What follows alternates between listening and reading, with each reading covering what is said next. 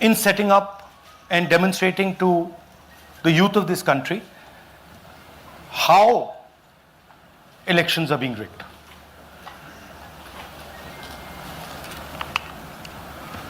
So I'm going to make a claim here, very strong claim, about CEC Gyanesh Kumar. And this is not something I'm saying lightly. I'm the leader of the opposition in the Lok Sabha. This is something I'm saying after solid proof that I'm going to show you, the youth of India, the people of India today. Proof that is black and white, absolutely clear, that the Chief Election Commissioner of India is protecting the people who have destroyed Indian democracy. I'm also going to show you the method by which votes are being added and deleted, and I'm going to show you how they are done, how that is done. In election after election, someone, some force, some group of people has been systematically targeting millions of voters for deletion across India. This is something that we've heard again and again and again. Different communities, mainly communities that are voting for the opposition, Dalits, Adivasis, minorities, OBCs, are specifically targeted. We had heard this many times, and now we found 100% proof of it. Please understand, I am not going to say anything on this stage that is not backed up by 100% proof. I am somebody who loves my country. I love my constitution. I love the democratic process, and I am protecting that process. And so I'm not going to say anything here that is not going to be based on 100% proof that you can determine. The burden of the judgment is yours. I am going to lay the proof in front of you. You will see it and say, actually, this is pretty solid proof. Aland is constituency in Karnataka. 6,018 votes. Somebody tried to delete 6,018 votes. We don't know the total number of votes that were deleted in Anand in the 23 election. They are much higher than 6,018. But somebody got caught deleting 6,018 votes. And it was caught, like most crimes, by a coincidence. What happened was,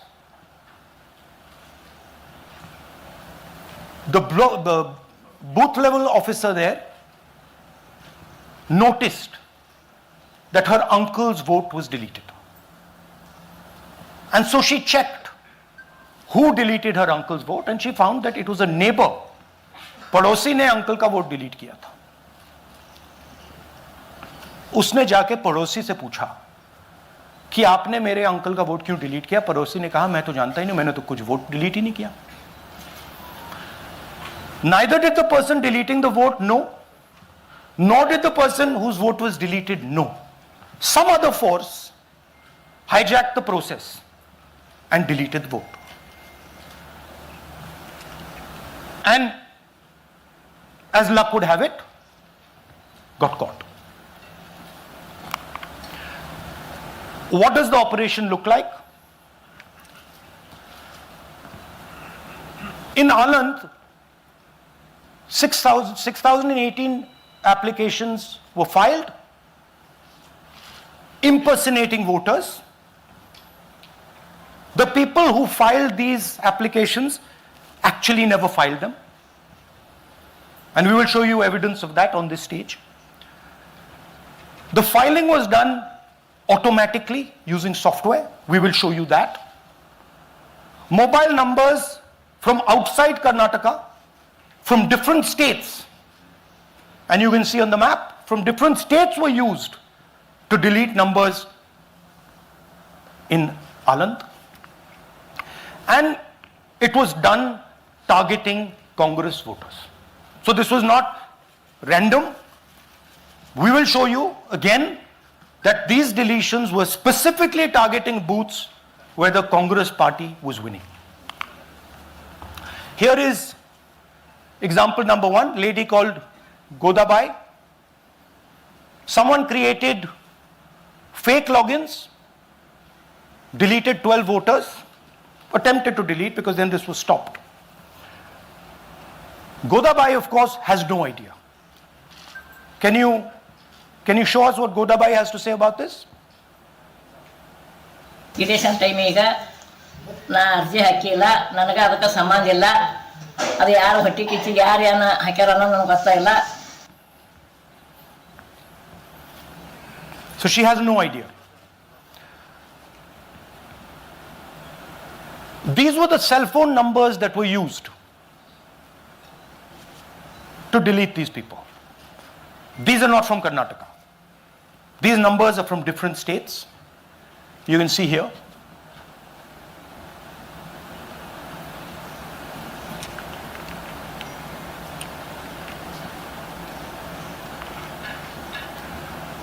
So the question is, whose numbers are these? How were they operated? Where were they operated from? Who generated the OTPs to disturb the process? Now these are questions that arise out of this. Here's example 2, Suryakant. This gentleman apparently deleted 12 voters in 14 minutes. He filled 12 deletion forms in 14 minutes. I'd like you to meet him. He's here. That's one of the people. That's one. Namaskar bhi aiye. Babita Chaudhary is one of the votes that he is supposed to have deleted. Aiye bhaiya. He is supposed to have deleted. This is the gentleman. ये इनका vote delete किया जा रहा था. ये कर रहे थे. इनसे आप पूछिए. बताइए. That's our candidate. हाँ. कन्नड़ा में बोलिए. ನನ್ನ ಹೆಸರು ಸೂರ್ಯಕಾಂತ್ ಗೋವಿನ. ನಾನು ಸರ್ಸಂಬ ಗ್ರಾಮದಲ್ಲಿ ಇದ್ದೆ. ನನಗೆ ನಾಲೆಜ್ ಇಲ್ಲದೆ ನನ್ನ ಹೆಸರು ಮೇಲೆ 9 ಜನರ ಲಿಸ್ಟನ್ನು ಡಿಲೀಟ್ ಮಾಡಿದ್ದಾರೆ. ಅದು ಯಾಕಂತ ಇವರು ನನಗೆ ಬಂದು ಕೇಳಿದರು, ನಮ್ಮ ಹೆಸರು ನೀವು ಯಾಕೆ ಡಿಲೀಟ್ ಮಾಡಿದ್ರಿ ಅಂತ. ಅದಕ್ಕೆ ನಾನು ನಮ್ಮ ಸಾಹೇಬ್ರಿಗೆ ಹೇಳಿದೆ, ನಾನು ಡಿಲೀಟ್ ಯಾರಿಗೂ ಮಾಡಿಲ್ಲ, ಅಪ್ಲಿಕೇಶನ್ ಕೊಟ್ಟಿಲ್ಲ, ಆದರೂ ಡಿಲೀಟ್ ಆಗ್ಯದ ಅದು ನೋಡ್ರಿ ಅಂತ. ಹಾಗಾಗಿ ತಹಶೀಲ್ದಾರ್ಗೆ ಹೋಗಿ ಕಂಪ್ಲೇಂಟ್ ಕೊಟ್ವಿ. ಮತ್ತು ಕಮಿಷ್ನರ್ ಇದು ನಮ್ಮ ಜಿಲ್ಲಾ ಎಲೆಕ್ಷನ್ ಒಂದು ಇದಕ್ಕೆ ಕಂಪ್ಲೇಂಟ್ ಕೊಟ್ವಿ. ನನ್ನ ಹೆಸರು ಮೇಲೆ 12 ಜನರದು ಡಿಲೀಟ್ ಮಾಡಿದ್ದು ನಿಜ ಇರ್ತದೆ. थोड़ा ट्रांसलेट कर लीजिए. मेरे नाम पे 12 लोगों का नाम डिलीट किया गया है. हालांकि मुझे मालूम नहीं, मैं कभी किसी को मैसेज भेजा भी नहीं, मैं बुलाया भी नहीं. ये बबीता आके पूछने से पता चला कि मैंने मेरे फ़ोन से ऐसा मैसेज दिया, लेकिन असल में मैंने किसी को भी मैसेज नहीं किया. आप कुछ कहेंगे? नहीं? ठीक है. Thank you. Thank you. Third example, Nagaraj. 2 applications filed and submitted in 36 seconds. Please try and fill these forms and see how long it takes you. Try and fill. And I ask the youth of India, try it. Try and fill the form, 2 forms in 36 seconds. You'll see the answer to this question. Notice also what time this gentleman fills the form. For some reason he gets up at 4:07 in the morning and suddenly fills 2 forms in 38 seconds.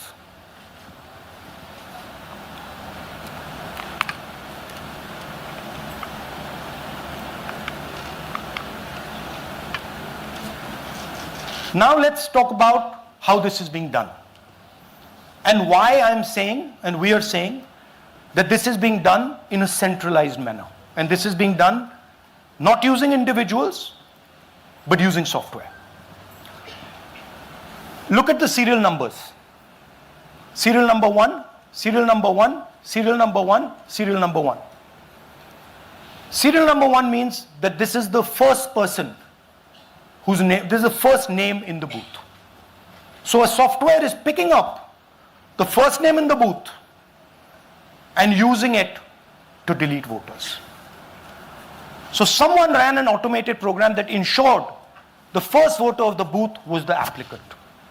That same person got cell phones from outside the state, used them to file the applications. And we are pretty certain that this was done in a centralized manner and it was done at scale. This was not done in a, at a worker level. This was done at a call center level. Okay? Targeted deletions in strong Congress booths. The top 10 booths with maximum deletions are Congress strongholds. Congress won 8 other 10 booths in 2018. This was not a coincidence. This is a planned operation. Now, let's come to why I'm making such a direct accusation about this gentleman, Gyanesh Kumar. There is an ongoing investigation on this matter in Karnataka. The CID of Karnataka has sent 18 letters in 18 months. 18 letters in 18 months to the Election Commission. And they have asked the Election Commission for some very simple facts. Number 1, give us the destination IP from where these forms were filled. Number 2, give us the device destination ports from where these applications were filed. And number 3, most important, give us the OTP trails, because when you file, you have to get an OTP. 18 times in 18 months. The CID of Karnataka has written to the Election Commission for this. And they are not giving it. Why are they not giving it? Because this will lead us to where the operation is being done from. And we are absolutely convinced where this is going to lead. I'll give you a little bit of the chronology. FIR is filed February 23. Karnataka CID writes to ECI requesting all details of these numbers and these transactions almost immediately in March. In August, EC gives a reply, doesn't fulfill any of the demands, and doesn't give us the information.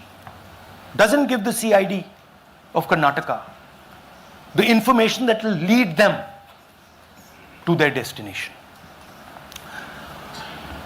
January 24, Karnataka CID writes to ECI again and says, please send us full information. No answer.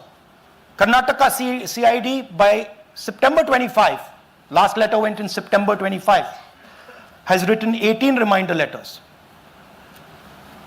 While this is going on, the CEC of Karnataka writes to the Election Commission in Delhi and says, there is a matter.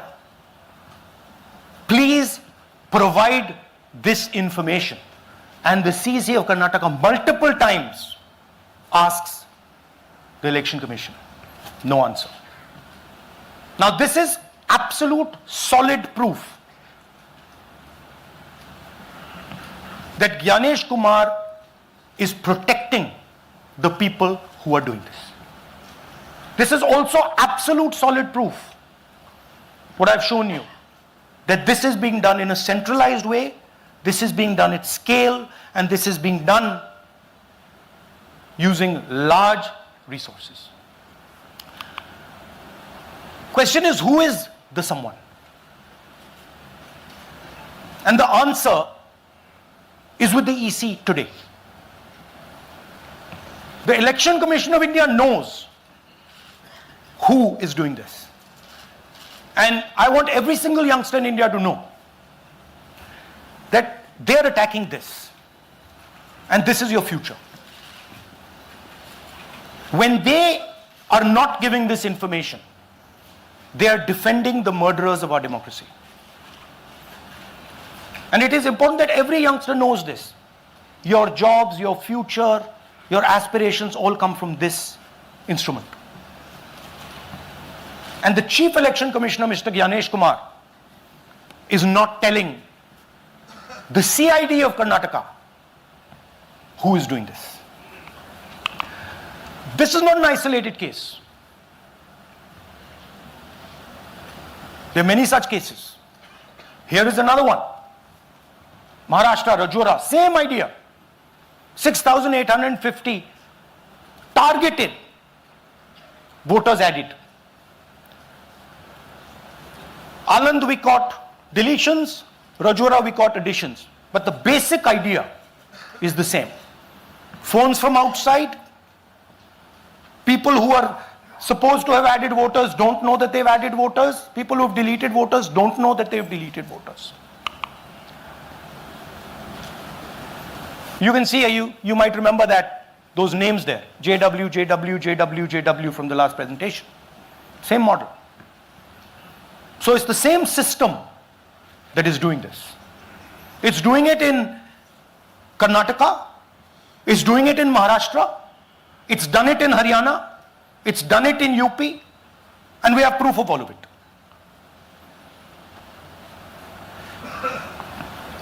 Names are being filled. Addresses, the address is Sasti, Sasti, Sasti, Sasti. Name is UQ, JJW.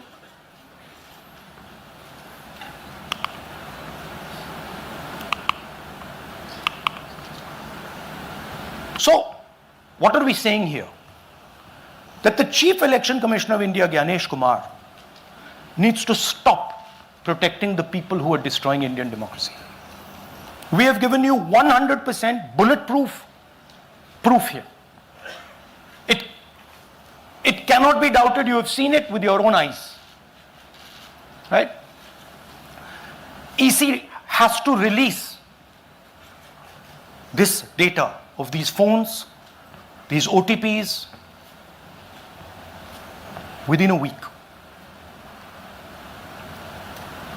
Otherwise, देखिए ये H bomb तो नहीं है, H bomb आ रहा है, hydrogen bomb आ रहा है.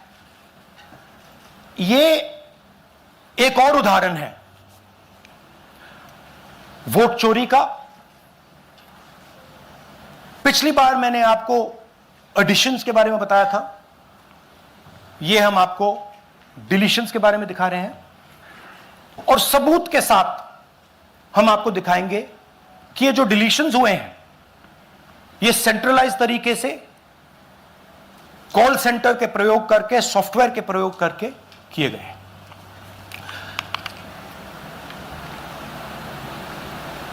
हमारे पास इस प्रेजेंटेशन में जो मैंने आपको अभी दिखाया 100% सबूत है, प्रूफ है कि ज्ञानेश कुमार जी हिंदुस्तान के चीफ इलेक्शन कमिश्नर वोट चोरों की रक्षा कर रहे हैं. और यह मैं आपको अभी दिखाने जा रहा हूं. हर इलेक्शन में हमें रिपोर्ट आती थी कि वोटर्स डिलीट हो रहे हैं. कांग्रेस वोटर्स डिलीट हो रहे हैं, ऑपोजिशन के वोटर्स डिलीट हो रहे हैं, दलित वोटर्स डिलीट हो रहे हैं, आदिवासी हो रहे हैं, माइनॉरिटी वोटर्स डिलीट हो रहे हैं, ओबीसी वोटर्स डिलीट हो रहे हैं. मगर जब डिलीट होते हैं ऑपोजिशन के ही होते हैं. कर्नाटक में आलंद कंस्टिट्यूएंसी है. यहां पे चोरी पकड़ ली, कोइंसिडेंस से पकड़ी। वहां की जो बीएलओ थी उसने देखा कि उसके रिश्तेदार को डिलीट कर दिया गया था। जैसे चोरी पकड़ी जाती है, कोई छोटी सी गलती हो जाती है, हाथ आ जाती है। अलंद में 6018 वोटर्स डिलीट हुए, उसमें से इनकी रिश्तेदार थे। उन्होंने पता लगाया कि मेरे रिश्तेदार को डिलीट किसने किया। पता लगा कि पड़ोसी ने रिश्तेदार को डिलीट किया।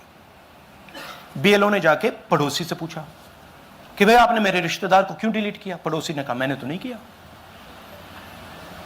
बीएलओ सस्पिशियस हो गई, शक पड़ा, उसने प्रोसेस चालू कर दी।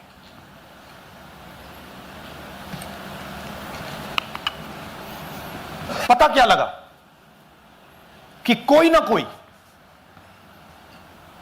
किसी ने अलंद में वोटर डिलीशन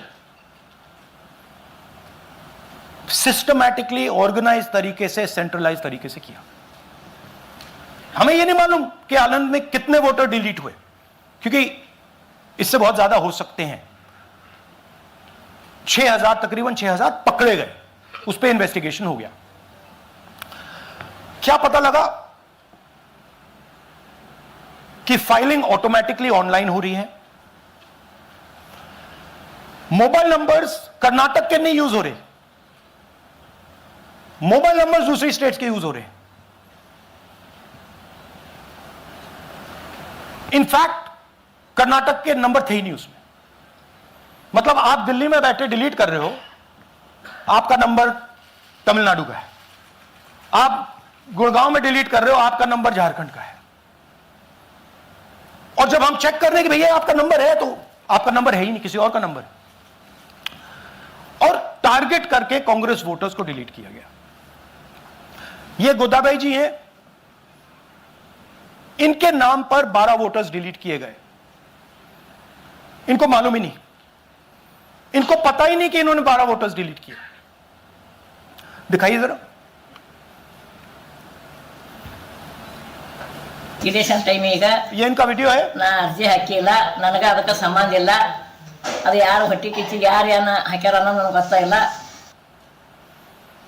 तो इनको आइडिया नहीं है कि इन्होंने वोटर्स डिलीट कर दिए।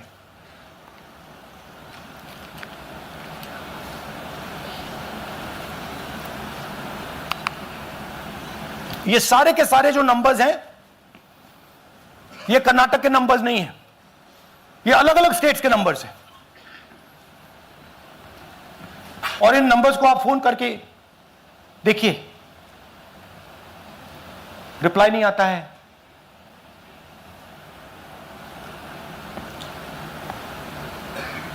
तो सवाल यह है कि किसके नंबर्स हैं, ये किसने ऑपरेट किए, जब इन्होंने ऑपरेट किए ये कहां थे, आईपी एड्रेस क्या था, ओटीपी कैसे जनरेट हुआ, कहां गया, यह सवाल है। यह दूसरा उदाहरण, सूर्यकांत जी जो अभी स्टेज पे आए थे, इन्होंने 12 वोटर्स को 14 मिनट में डिलीट कर दिया। आप फॉर्म भरने की कोशिश कीजिए, डिलीशन फॉर्म भरने की कोशिश कीजिए, देखिए। और जब हमने इनसे पूछा कि भैया आपने ये कैसे किया, वो कहते हैं मैंने तो नहीं किया, मैं तो जानता ही नहीं हूं।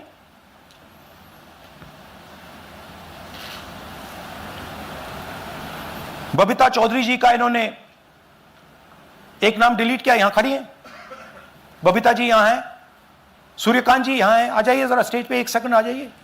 ये दोनों खड़े हैं यहां पे, सूर्यकांत जी, बबीता जी। इनको मालूम ही नहीं कि इन्होंने डिलीट किया। Thank you. नागराज जी, इन्होंने 2 एप्लीकेशन 36 सेकंड में फाइल कर दी है। और मजे की बात देखिए, ये 4 बजे सुबह उठ के फाइल कर रहे हैं। पता नहीं क्या हुआ, 4 बजे सुबह कहा कि भैया मैं 2 वोटर को डिलीट करूंगा, और कितने 36 सेकंड में डिलीट कर दिए, फिर सो गए।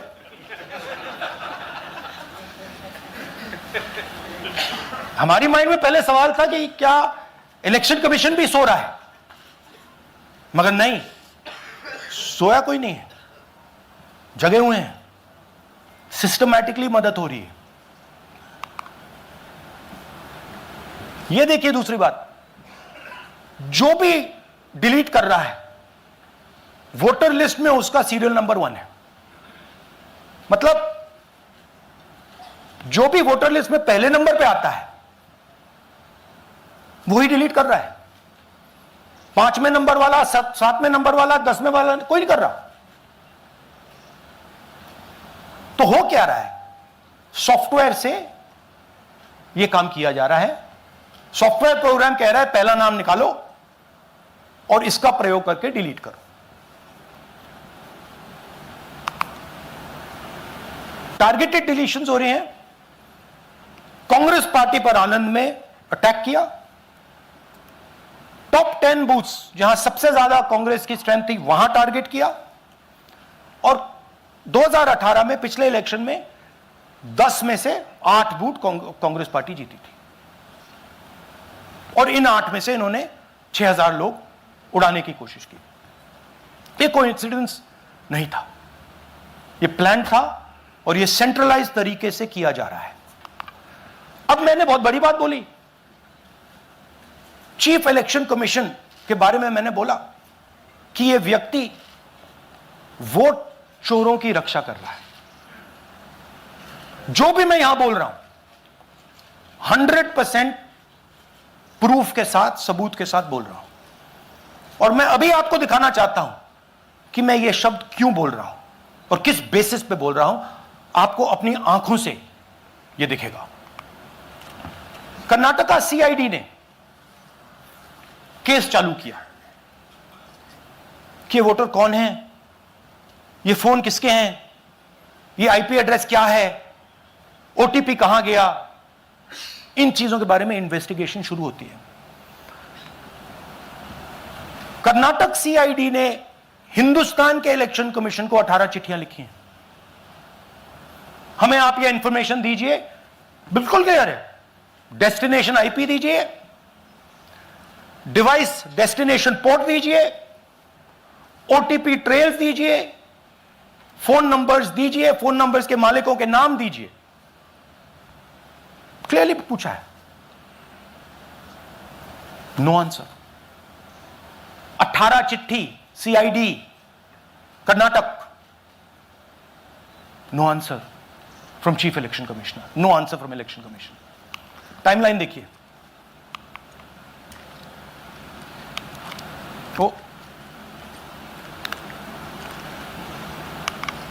ओके, फरवरी 23 में इन्वेस्टिगेशन शुरू होती है। मार्च 23 में कर्नाटका सीआईडी चिट्ठी लिखती है ईसीआई को कि हमें सारे डिटेल्स दे दीजिए। अगस्त में इनकंप्लीट डिटेल्स दी जाती हैं जिससे कोई इन्वेस्टिगेशन आगे नहीं बढ़ेगा। जिन चीजों की जरूरत थी वो नहीं दी, जिसकी जरूरत नहीं थी वो सारी दे दी। पहला सबूत।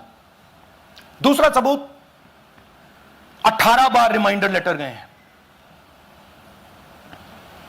आपको अगर सीआईडी एक बार लेटर भेज दे और आप नहीं गए, आप जानते हो क्या होगा। यहां पे इलेक्शन कमीशन को 18 बार लेटर गए हैं, कुछ नहीं हुआ है।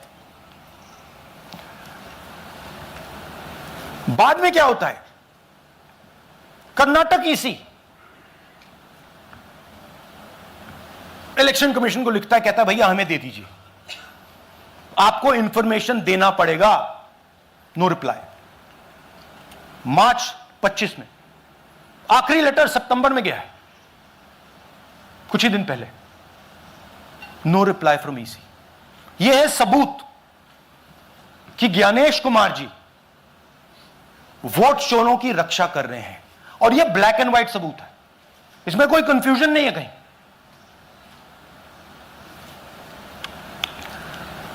तो सवाल उठता है, ये है कौन जो सेंट्रलाइज तरीके से कॉल सेंटर के प्रयोग से, सॉफ्टवेयर से अलग अलग प्रदेशों में वोट डिलीट कर रहे हैं, ऐड कर रहे हैं। इलेक्शन कमीशन जानता है, ज्ञानेश कुमार जी जानते हैं। अच्छा, ये सिर्फ आनंद में नहीं हुआ, ये अलग अलग कंस्टिट्यूएंसीज में हुआ है। आनंद में लीगल प्रोसेस चालू हो गई, पकड़ लिया। यहां महाराष्ट्र में उसी मोडस ऑपरेंडी से, उसी सिस्टम से यहां पे वोट ऐड हुए हैं। आनंद में डिलीट, रजौरा में एडिशन, 6850। आपको याद होगा पिछले प्रेजेंटेशन में मैंने आपको नाम दिखाए थे, ये देखिए वही नाम यहां है। वही सिस्टम महाराष्ट्र में चल रहा है जो कर्नाटक में चल रहा था। नाम वैसे ही है, जेडब्ल्यू जेडब्ल्यू जेडब्ल्यू, पता वैसा है जेडब्ल्यू जेडब्ल्यू, नाम यू ऐसे किसी ने टाइप करके लगा दिया।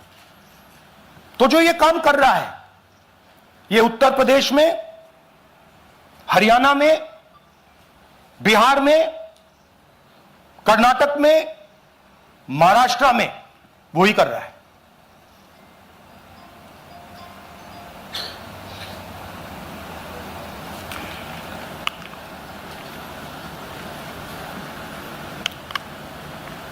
तो हमारी डिमांड है, ज्ञानेश कुमार जी, आप अपना काम कीजिए। आपने ओथ लिया है, आप हिंदुस्तान के चीफ इलेक्शन कमिश्नर हैं। आपसे कर्नाटक की सीआईडी सबूत मांग रही है। आप कर्नाटक की सीआईडी को यह सबूत 1 सप्ताह के अंदर दे दीजिए, नहीं तो पूरा हिंदुस्तान के सारे युवा इस बात को एक्सेप्ट करेंगे कि आप हिंदुस्तान के कॉन्स्टिट्यूशन, हिंदुस्तान के संविधान की हत्या में शामिल हो, हिंदुस्तान की संविधान की रक्षा नहीं कर रहे हो और वोट चोरों की आप मदद कर रहे हो। Thank you. और थोड़ी देर में हम आपको हाइड्रोजन बॉम्ब दिखाने जा रहे हैं। नहीं, आज नहीं, थोड़ी देर में उसकी प्रिपरेशन चल रही है। क्योंकि हम देखिए, मैंने टीम से कहा है कि अगर मैं स्टेज पे जा रहा हूं, ब्लैक एंड व्हाइट प्रूफ नहीं होगा, मैं नहीं जाऊंगा। अगर ब्लैक एंड व्हाइट प्रूफ होगा, जो कोई मतलब उसको निगेट नहीं कर सकता, मैं जाऊंगा।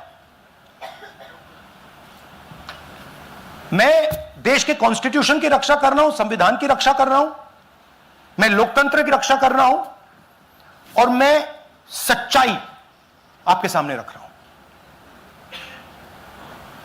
बहुत बहुत धन्यवाद, नमस्कार, जय हिंद। सर, 3 सवाल। पीटीआई से संजीव चोपड़ा। या राहुल जी, दिस साइड। या राहुल जी इधर, हाँ, कहाँ है? To your right. हाँ, हेलो। राहुल जी, आज आपने नया खुलासा किया है कि कैसे वोट चोरी हो रही है। आपने पहले भी महादेवपुरा के बारे में बताया कि कैसे एडिशंस हो रही हैं, अब आपने बताया कैसे डिलीशंस हो रही हैं। लेकिन देखने में ये आ रहा है कि इलेक्शन कमीशन इस पे कोई एक्शन नहीं ले रहा और आगे चल के वो तैयारी कर रहे हैं पूरे देश में एसआईआर लाने की। तो आप इस मुहिम को आगे कहां तक ले जाएंगे और एसआईआर के बारे में क्या करने वाले हैं? देखिए, हम आपके सामने क्रिमिनलिटी रख रहे हैं। हमारा काम आपके सामने सच्चाई रखने का है और हम रख रहे हैं। हिंदुस्तान में दूसरे इंस्टीट्यूशंस भी हैं, सिर्फ इलेक्शन कमीशन नहीं है, लीगल सिस्टम है, उनको भी इन चीजों को देखना चाहिए। यहां पे हम चीफ इलेक्शन कमिश्नर के बारे में ब्लैक एंड व्हाइट कह रहे हैं। आपने कहा कि हमने एडिशन डिलीशन दिखाया, पहले प्रेजेंटेशन में मैंने एडिशन दिखाया था, अब हमने डिलीशन दिखाया है, मगर हमने एक और चीज जोड़ दी है। एडिशन और डिलीशन का सिस्टम, उसका स्ट्रक्चर, उसका तरीका, और हमने यह दिखाया है कि जो डिलीट कर रहा है, जो ऐड कर रहा है, महाराष्ट्र में, कर्नाटक में, यूपी में, वो एक ही आदमी है, एक ही फोर्स है। हमने आपको वो एड्रेसेस दिखाए। Same system is being used in Maharashtra, is being used in Karnataka, is being used in Uttar Pradesh. is being used in Haryana. Same people are doing it. ANI से Siddharth, ANI. Sir, this side, sir. हाँ Sir, on your left, sir. हाँ On your left. This side, sir, on your left.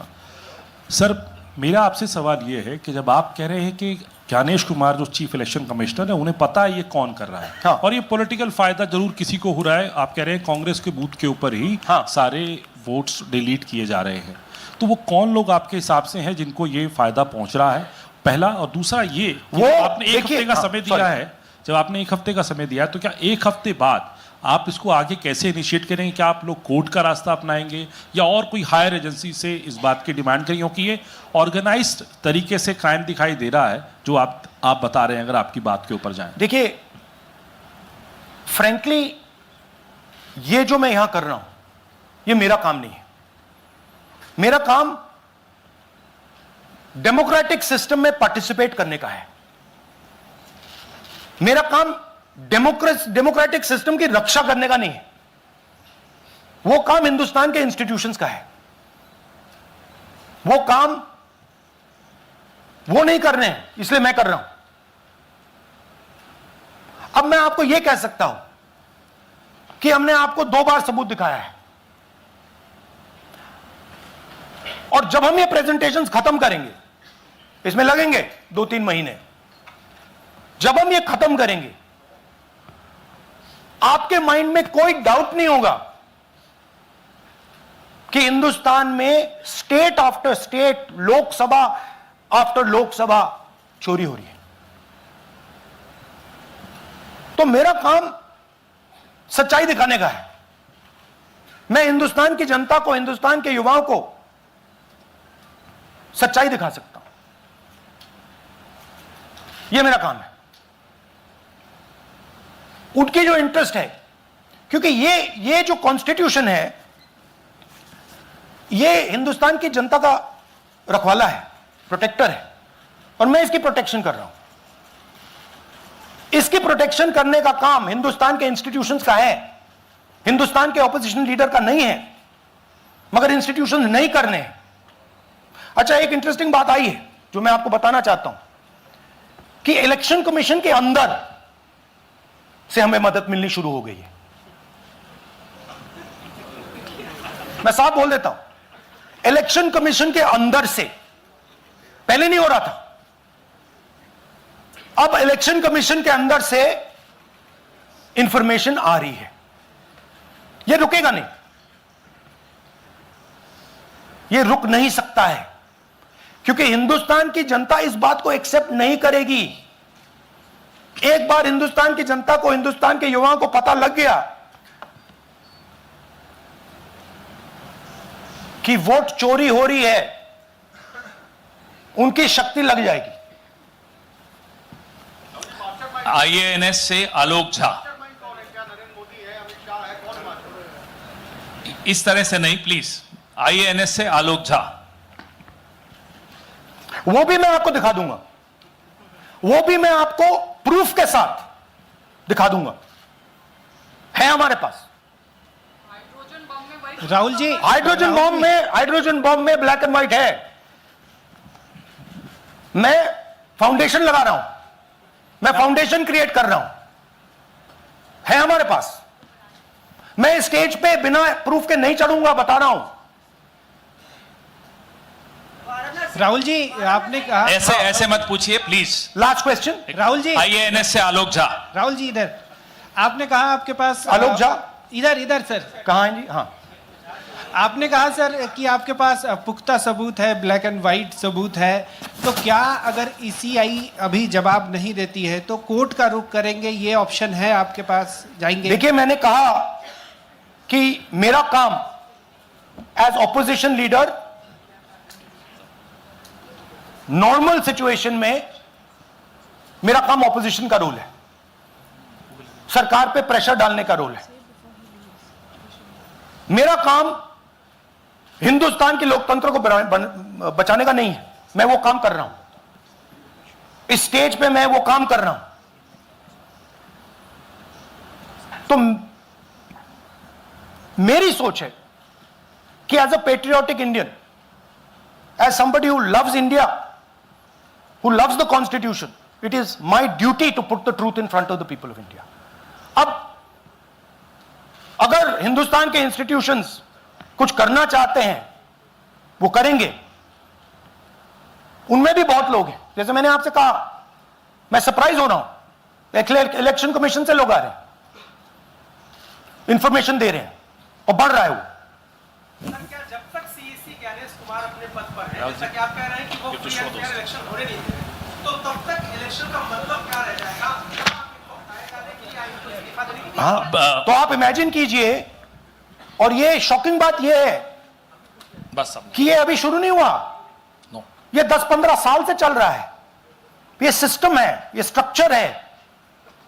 Hindustan की जो democracy है वो hijack हो गई है. I am shocked frankly. Democracy, brothers and sisters, democracy can only be saved by the people of India. Nobody else can save democracy. Rahul Gandhi can come here and say something and say this is the truth. But the people of India, who I believe in, who I love, can do it. The day the people of India realize that आपका जो लोकतंत्र है, आपका जो संविधान है, वो आपसे चोरी हो गया है, उस दिन काम हो जाएगा. Thank you. अब आप लोग अपने स्थान पर खड़े हो जाइए राष्ट्रगान के लिए. ये है इनकी डिटेल लिस्ट, देख लीजिए. राष्ट्रगान के लिए अपने स्थान पर खड़े हो जाइए.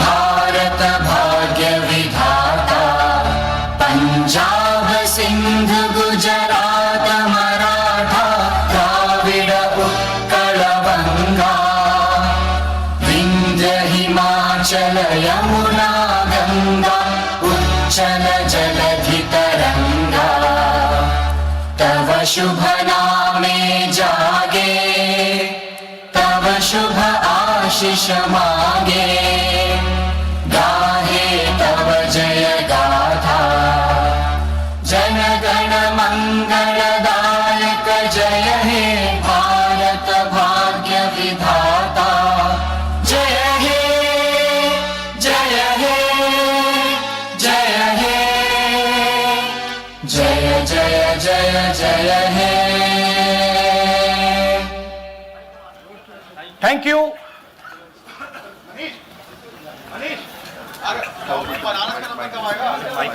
भैया नहीं, भैया don't do that.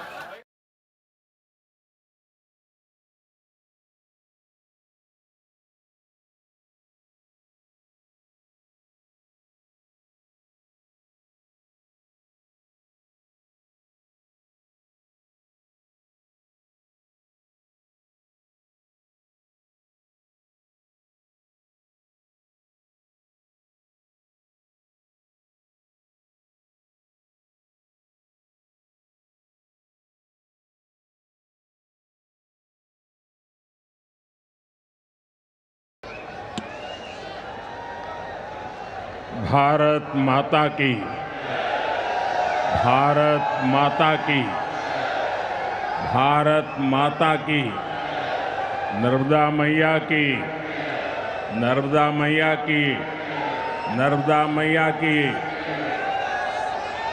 Madhya Pradesh के राज्यपाल मंगूभाई पटेल, यहाँ के लोकप्रिय मुख्यमंत्री श्रीमान मोहन यादव जी,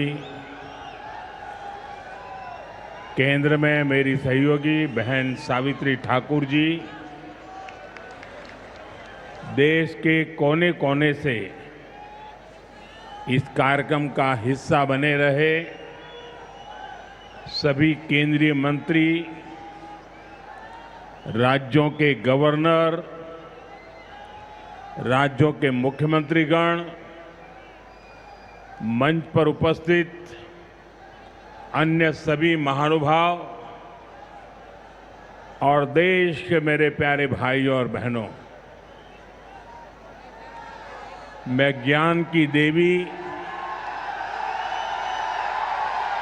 और धार भोजशाला की मां वाग्देवी के चरणों में नमन करता हूं। आज कौशल और निर्माण के देवता भगवान विश्वकर्मा की जयंती है। मैं भगवान विश्वकर्मा को नमन करता हूं। अपने कौशल से राष्ट्र निर्माण में लगे करोड़ों भाइयों और बहनों को भी मैं आज विश्वकर्मा जयंती के उपलक्ष्य में भी आदरपूर्वक प्रणाम करता हूं। साथियों, धार की ये धरती हमेशा से पराक्रम की धरती रही है, प्रेरणा की धरती रही है।